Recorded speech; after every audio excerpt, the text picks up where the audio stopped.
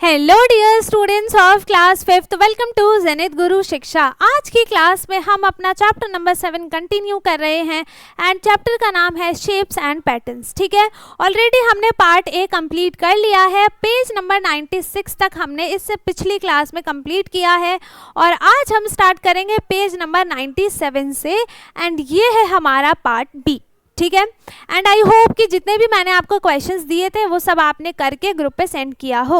ठीक है, और मैं एक और बात बता दूं, जो भी हमारे व्हाट्सएप ग्रुप में ऐड नहीं है अब प्लीज़ बेटा जाके ग्रुप में ऐड हो जाइए ताकि आपको सारी इन्फॉर्मेशन वहाँ से मिलती रहे एंड जितने भी होमवर्क्स आप सेंड करेंगे वो सब उसी व्हाट्सएप ग्रुप पे सेंड करेंगे। ठीक है, वो व्हाट्सएप ग्रुप बिल्कुल फ्री है, आपके लिए ही है। ठीक है, और उनकी लिंक आपको डिस्क्रिप्शन बॉक्स में मिलेगी, आप उससे जाकर ग्रुप में ऐड हो सकते हैं।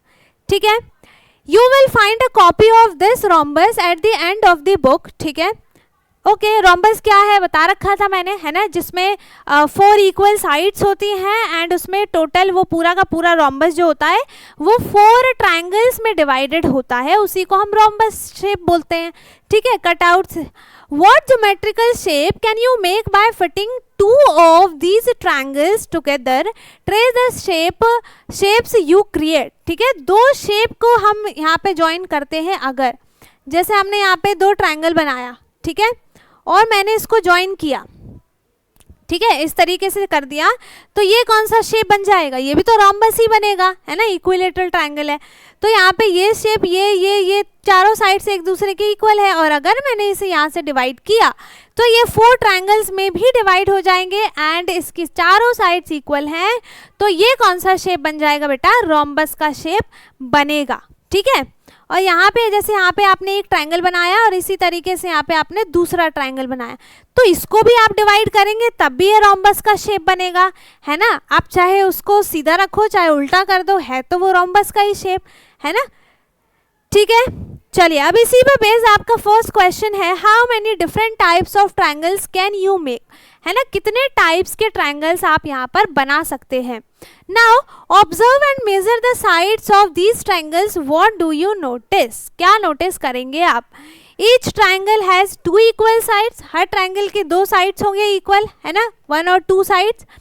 ठीक है, such triangles are called isosceles triangle. और फिर हम इस देखो ये जो यहाँ पर है इसकी 2 साइड्स इक्वल होंगी, जिस ट्रायंगल के 2 साइड्स इक्वल होते हैं उस शेप को हम क्या बोलते हैं? जैसे यहाँ पे ये बनाया मैंने, ठीक है, तो यहाँ पे देखो ये वाली जो साइड है ये वाली साइड इक्वल होगी, ये छोटी है ये इक्वल नहीं है, लेकिन इसमें 2 साइड्स इक्वल हैं, तो इस शेप को हम क्या बोलेंगे? ट्रायंगल तो बोलेंगे ही, बट इसको हम बोलेंगे आइसोसेलेस ट्रायंगल, जिसमें 2 साइड्स इक्वल होती हैं और जिसमें तीनों साइड्स इक्वल हो उसको हम इक्विलेटरल ट्रायंगल बोलते हैं, इसे हम आइसोसेलेस ट्रायंगल बोलेंगे। ठीक है, trace the isosceles triangle on a paper and cut them out, इस तरीके से बनाएंगे, कट करेंगे, फोल्ड देम इन हाफ, फिर आप इसको हाफ में फोल्ड करेंगे तो ऐसी लाइन आपको बनी हुई दिखाई देगी।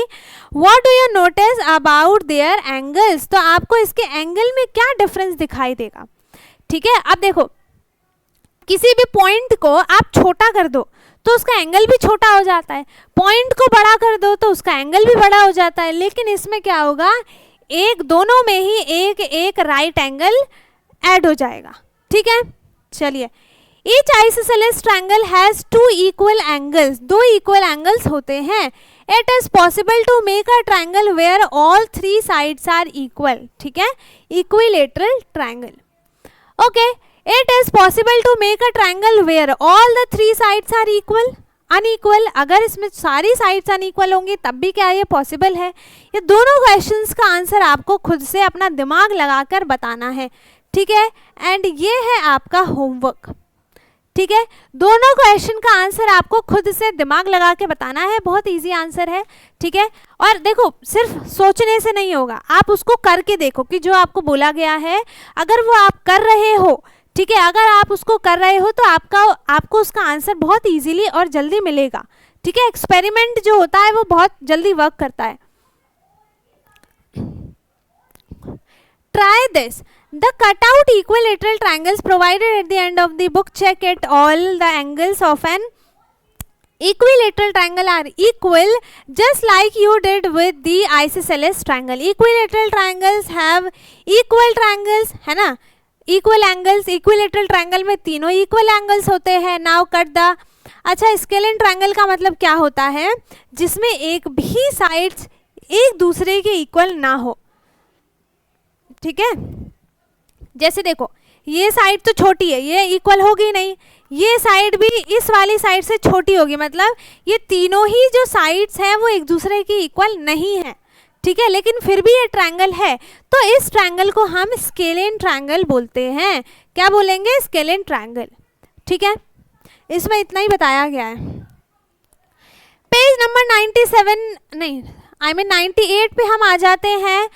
इसमें देखो आपको क्या दिया गया है. फोर्थ क्वेश्चन है, how many different 4 sided shapes, quadrilaterals हम बोलते हैं. किसी भी 4 साइडेड शेप को हम क्वाड्रिलेटरल बोलते हैं, चाहे वो स्क्वायर हो चाहे रेक्टेंगल हो.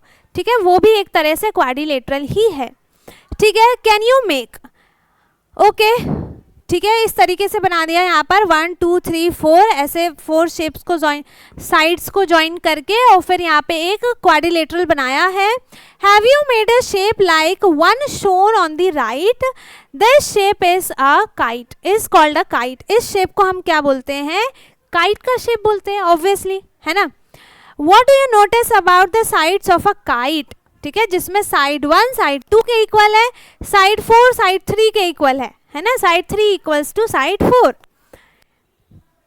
These sides are called adjacent sides. इनको हम क्या बोलते हैं? adjacent sides बोलते हैं, जो कि एक पॉइंट पे ही, जिस पॉइंट से 2 साइड कनेक्टेड होती हैं उनको हम adjacent sides बोलते हैं. ठीक है, here are 2 other possible quadrilaterals that are not kites. यहाँ पे देखो क्वाड्रिलेटरल तो ये भी है लेकिन ये काइट नहीं है. फिर भी इसका जो ये वाला साइड होगा, अगर मैं इसको 1 बोलती हूँ, इसको 2 बोला, ठीक है, इसको 3 बोला और इसको 4 बोला, तो इसमें भी क्या होगा कि साइड 1 जो है वो साइड 2 के इक्वल होगा एंड साइड 3 जो है वो साइड 4 के इक्वल होगी. ठीक है, और जैसे यहाँ पे ये पॉइंट है ना, इस पॉइंट से 4 और 1 2 साइड कनेक्टेड है, तो ये साइड 1 और साइड 4 आर एडजेसेंट साइड्स हम इसको बोलेंगे. ठीक है, सेम इसमें भी ये साइड इसके इक्वल है, ये साइड इसके इक्वल है. ठीक है, measure the sides of each of these 2 quadrilaterals A and B. What do you notice. तो मैंने एक का बता दिया, दूसरा का आप खुद भी देख सकते हैं, है ना, बहुत इजी है.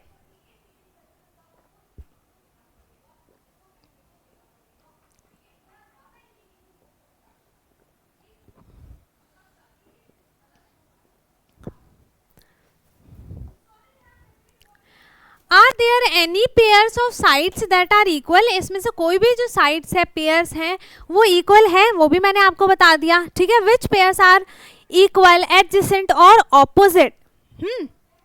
ऑपोजिट भी बता देती हूँ. ऑपोजिट साइड्स कौन सी होंगी? इसमें ये वाली साइड इक्वल भी है, ऑपोजिट भी है. ठीक है, ये भी जो है ये इक्वल भी है और ऑपोजिट भी है.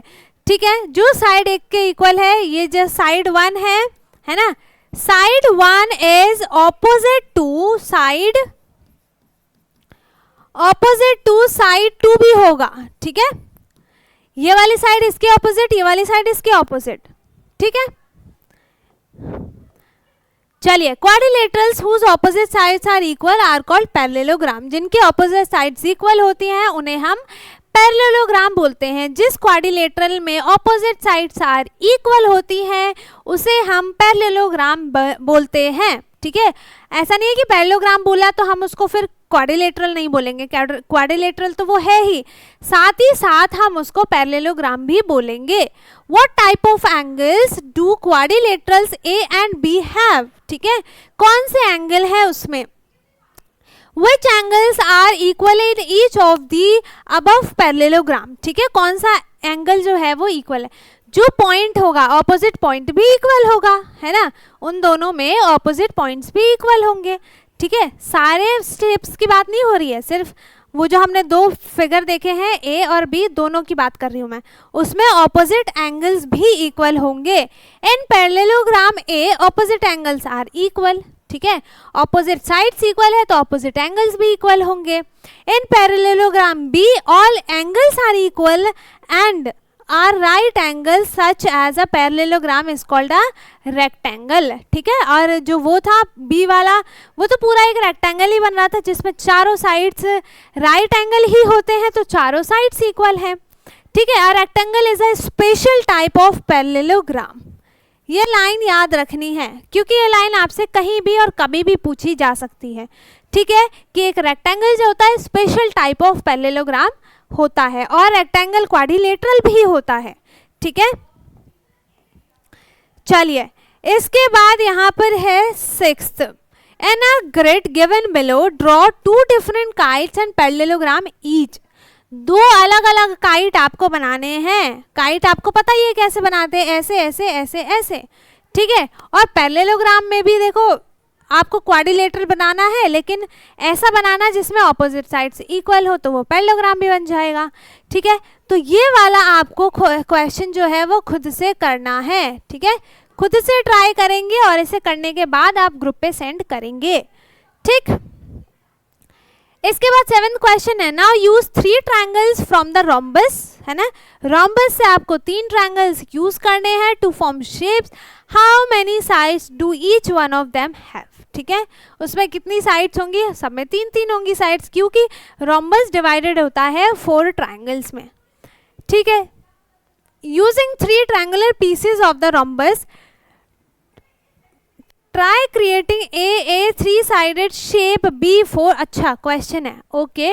3 ट्रायंगल्स पीसेस का यूज करके जो कि रोम्बस के होंगे, आपको 3 साइडेड शेप बनाना है। कोई से बना सकते हैं, वो तो सिंपल है ना। इस तरीके से बना देंगे आप, 3 साइडेड होना चाहिए ना, तो 1 2 और इस तरीके से बना देंगे, ठीक है ना। ये छोटी भी बन सकती है, पता नहीं कैसे बनेगी, आप बना के देखेंगे। 4 साइडेड शेप तो बहुत इजीली बन सकती है, ठीक है, और 5 साइडेड शेप भी बन सकता है। तो ये तीनों आपको खुद बनाने हैं, ठीक है, ये भी आपका होमवर्क है। 8th क्वेश्चन में क्या है, which of these shapes can be made with all 4 pieces try. अच्छा ये भी बहुत इक्वल है, आई मीन ईजी है, ठीक है। यहाँ पे आपको क्या करना है, स्क्वायर है, ठीक है। अब यहाँ पे पेंटागन 5 साइडेड शेप होता है, हेक्सागन 6, ऑक्टागन 8, स्क्वायर पता ही है, रेक्टेंगल पता ही है, ट्रायंगल भी पता ही है, ठीक है। तो आपको क्या बताना है, which of these shapes can be made with all 4 pieces, जिसके हम चारों पीसेस से बना सकते हैं, ठीक है। देखो अगर हम 4 पीस से स्क्वायर बनाते हैं, ठीक है, तो बन जाएगा, रेक्टेंगल से भी बन जाएगा, ट्रायंगल से अगर हमने 4 पीस लिए तो ट्रायंगल बनना चाहिए ना। हम यहाँ पे अगर हमने इसको इस तरीके से बनाया, ठीक, और मैंने यहाँ पे एक और ले लिया 1 2 3 और ये हो गया एक और, हाँ तो बन जाएगा 1 2 3 4 ट्रायंगल्स भी हो गए और ये पूरा 3 साइडेड शेप भी बन गया, ठीक है। तो इसमें ट्रायंगल भी बन सकता है, ऐसे आपको पेंटागन भी बताना है, ये भी और ये भी। तो ये सारे क्वेश्चन आपको खुद से होमवर्क में करने हैं, ठीक है। बहुत अच्छे से डिटेल में मैंने आपको पूरा बताया है, तो आपको ये बनाने में कोई भी प्रॉब्लम नहीं होनी चाहिए, ठीक है। देखो छोटे छोटे स्क्वायर्स को आप यहाँ पे मिला दो, है ना, तो ये बड़ा एक स्क्वायर बनेगा, बड़ा एक शेप बन जाएगा स्क्वायर का, वही पूछा है आपसे, ठीक है। चलिए अब होता है यहाँ पे 10 ग्राम स्टार्ट, ठीक है। 10 ग्राम क्या होता है, look at the 10 gram set given in at the end of your textbook, cut out all the shapes, name them, ठीक है। इसमें पहला क्वेश्चन क्या है, how are they same or different from each other, ठीक है। अब देखो यहाँ पे सब सेम कैसे हैं और डिफरेंट कैसे हैं। पहली बात तो ये है कि यहाँ पे ये सब ट्रायंगल्स यहाँ पे मोस्टली यूज हुए हैं, ठीक है। यहाँ पे क्वाड्रिलेटरल यूज हुआ है, यहाँ पे स्क्वायर यूज हुआ है। What do you notice about the angles, ठीक है। और यहाँ पे देखो एंगल्स भी इसका पूरा, मतलब ये पूरा एक बॉक्स है ना, इसमें आपको पूरा फिट करके कोई सा भी हम शेप लगा सकते हैं, ठीक है। और what do you notice about the sides of each of the shape, देखो हर शेप के साइड देखो। अब देखो आपको शेप के बारे में अच्छे से समझ में आ गया है ना, बहुत अच्छे से समझ में आ गया है। तो आप सारे शेप्स को खुद ही आइडेंटिफाई कर सकते हैं इनको देखने के बाद, ठीक है। तो खुद आइडेंटिफाई करेंगे, है ना।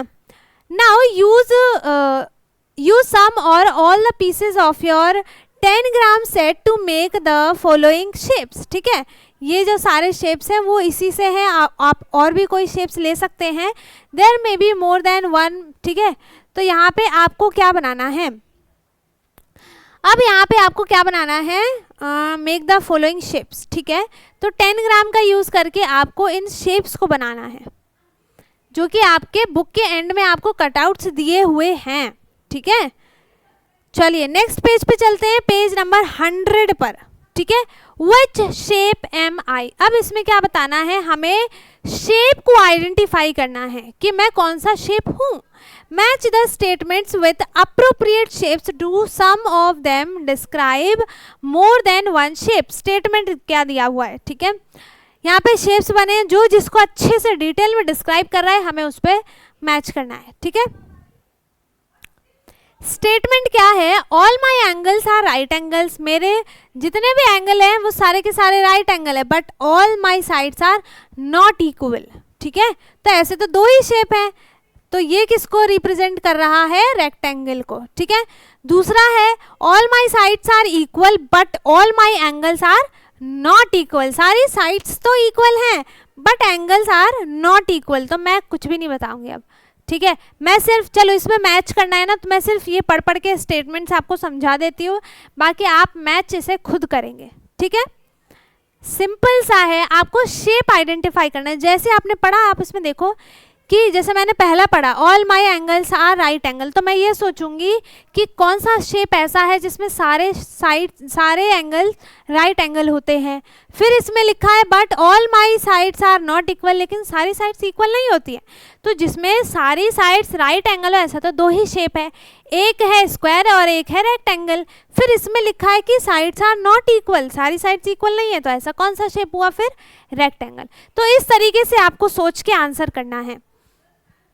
माई opposite angles are equal, opposite angles equal है but my sides do not make a right angle, लेकिन मेरी साइड्स राइट एंगल नहीं बना रही है, ठीक है।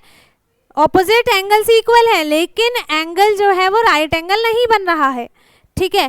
Two pairs of sides are equal, दो पेयर हैं, है ना, दो पेयर है जो साइड्स के वो इक्वल हैं but they do not make a right angle, लेकिन वो राइट एंगल नहीं बना रहे हैं, ठीक है। My opposite angles are equal and so are my sides.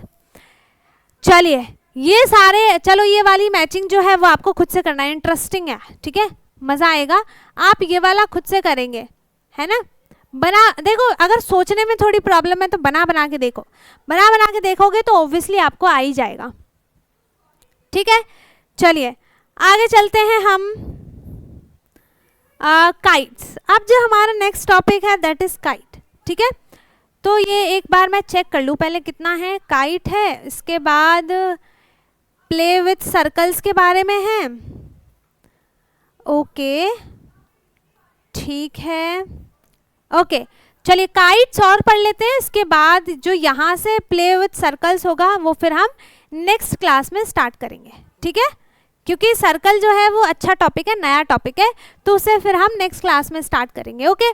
चलिए काइट्स क्या है, make your own kite shape, है ना, आपको अपना खुद का काइट शेप बनाना है। Start with a square piece of paper, है ना, इस तरीके से take one corner of the paper and fold it, आपको एक साइड लेनी है, ठीक है, एक पॉइंट लिया, यहाँ से उठा के आप पूरा इसको फोल्ड करेंगे टूवर्ड्स द ऑपोजिट कॉर्नर। जैसे ऑपोजिट कॉर्नर क्या होगा, ये और ये ऑपोजिट होगा, ये और ये ऑपोजिट होगा, ठीक है। क्रिएटिंग अ शार्प क्रीज, है ना, क्रीज बनाना है आपको इस तरीके से, फोल्ड किया तो अब क्रीज बनना चाहिए यहाँ पर, ठीक है। अलोंग द डायगनल्स, डायगनल्स किसको बोलते हैं, इनको, ये लाइन जो होती है वो डायगनली बनती है। Open and fold the corner A inwards, ठीक है, जो कॉर्नर है उसको खोलने के बाद इसको इनवर्ड फोल्ड करेंगे आप, है ना, इनवर्ड का मतलब क्या हो गया, अंदर की साइड फोल्ड करेंगे। Aligning the edge with the crease, ठीक है, यहाँ पे आपने जो क्रीज बनाया है यू जस्ट मेड, है ना, आपको क्या करेंगे, देखो क्रीज बन तो गया, क्रीज तो बन गया। अब ये लाइन हमें बनानी है तो आप इसको फोल्ड करेंगे। Repeat on the other side, दूसरी साइड से भी आपको ऐसे इस तरीके से बनाना है। Folding the other corner B inwards, है ना, ऐसे आपको बी भी फोल्ड कर देना है to align with the crease at the centre. ठीक है, ये आपने इसको फोल्ड किया तो ये पूरा क्या बन गया, एक काइट का शेप बन गया। ठीक है, you have a kite shape, what shape do you see in the kite. ठीक है, तो आपको इसमें क्या दिख रहा है, 2 ट्रायंगल्स और एक ये तीसरा ट्रायंगल। ठीक है, टोटल आपको 3 ट्रायंगल्स यहाँ पर दिख रहे हैं जिससे कि एक पूरा काइट का शेप बना है। ठीक है, चलिए, तो इसके बाद हमने अभी क्या कहा था, अब यहाँ से हम पेज नंबर 101 से नेक्स्ट क्लास से स्टार्ट करेंगे। ठीक है, पार्ट सी से, और ये हमारा पार्ट बी था, है ना। ऑलरेडी हमने पार्ट ए कंप्लीट कर लिया है। जिसने भी ना देखा हो आपको लिंक डिस्क्रिप्शन बॉक्स में मिल जाएगी, आप उसे जाकर देख सकते हैं। व्हाट्सएप ग्रुप की भी लिंक आपको डिस्क्रिप्शन बॉक्स में मिलेगी। ठीक है, तो दोनों चीज़ें आप ज्वाइन कर सकते हैं, दोनों चीज़ें बिल्कुल फ्री है। ठीक है, और जो इससे पहले का पार्ट ए है वो देखना बिल्कुल भी ना भूलें ताकि आपको पूरा चैप्टर अच्छे से समझ में आए। ठीक है, इसके बाद हम पार्ट सी में इस चैप्टर को ख़त्म कर देंगे। ओके, सो आई होप कि आज की क्लास में आपको सारे टॉपिक्स अच्छे से समझ में आए हो। अगर किसी को कुछ भी डाउट है आप मेरे से कमेंट में पूछ सकते हैं।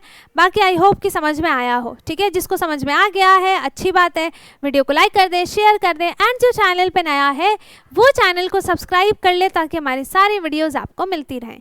और अब हम मिलेंगे अपने नेक्स्ट क्लास में, तब तक के लिए bye bye, take care, thank you so much.